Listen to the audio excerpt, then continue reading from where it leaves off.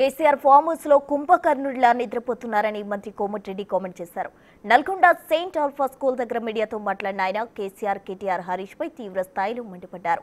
ప్రతిపక్ష హోదాలో ఉన్న కేసీఆర్ దమ్ముంటే అసెంబ్లీకి వచ్చి మాట్లాడాలని సవాల్ విసిరారు. గతంలో తమ సీఎల్పీ నాయకుడు బట్టి 6 ఎమ్మెల్యేలున్నా ధైర్యంగా అసెంబ్లీకి వచ్చారని, అదే కేసీఆర్ కు సభలో ఇంత బలమున్నా రాలేకపోతున్నారని అన్నారు మంత్రి కోమటిరెడ్డి. కుంభకర్ణులాగా అసెంబ్లీలో ఫామ్ హౌస్లో అసెంబ్లీకి రాకుండా ఫామ్ హౌస్లో నిద్రపోయి ఇవాళ మేము అసెంబ్లీలో మీరు చూశారు ఎన్నోసార్లు.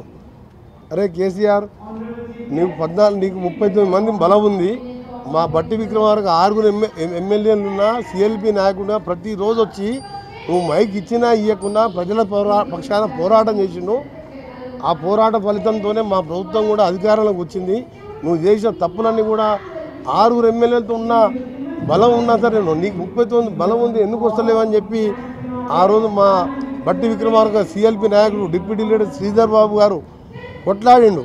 ఈయన 39 మంది ఉన్న 14 నెలలు మీ 5 సార్లు అసెంబ్లీ